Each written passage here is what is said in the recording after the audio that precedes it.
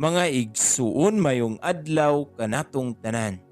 Karon adlaw na usab nga Huwebes, pitsa 16 sa bulan sa Nobyembre sa tuig 2023. Ug karon mga igsuon aniya na kita sa ikakatluag duha nga semana sulod sa tuig.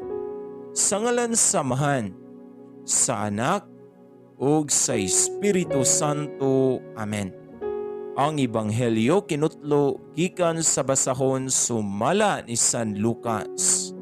Kapitulo 17, versikulo 20 ngadto sa 25. May mga Paresiyo nga nangutana kang Jesus, kung kanusa maghari ang Dios. Mitubag siya, ang paghari sa Dios dili butang nga inyong makita. Walay makaingon ani ara o atu ara, kay ang paghari sa Dios anaa sa sulod ninyo.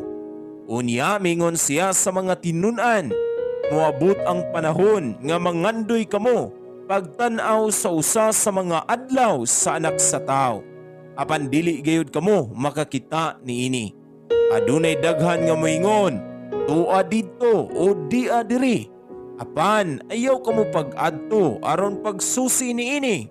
Ingon nga ang kilat mo kilap adla sa kalangitan, gikan sa usa ka bahin niini ngadto sa pikas nga bahin. Mauusab unya ang pag-abot sa Anak sa Tao.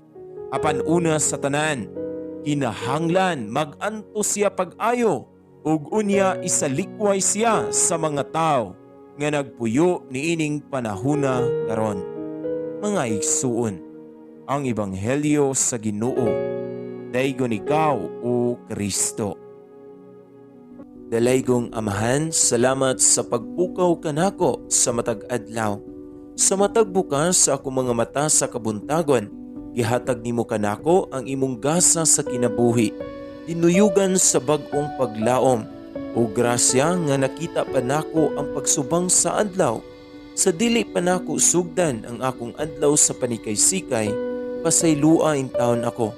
Langit nung Amahan, sa akong mga sala, hatagi ako sa imong kaluoy ug pasaylo. Giyahi ako ug tagay ako sa saktong kaalam sa tanan nakong gimbuhaton. Iiway ako sa kasakit ug kasamok. Tabangi in taon ako, nga makita ang kalibutan pinaagi sa imong matang maluluyon, ug tuguti nga mahimong panalangin karon sa imong katawhan. Tuktuka ang ilang dughan ug buligi sa imong gugma ug grasya. Sa ngalan ni Jesus, akong giampo ang tanan.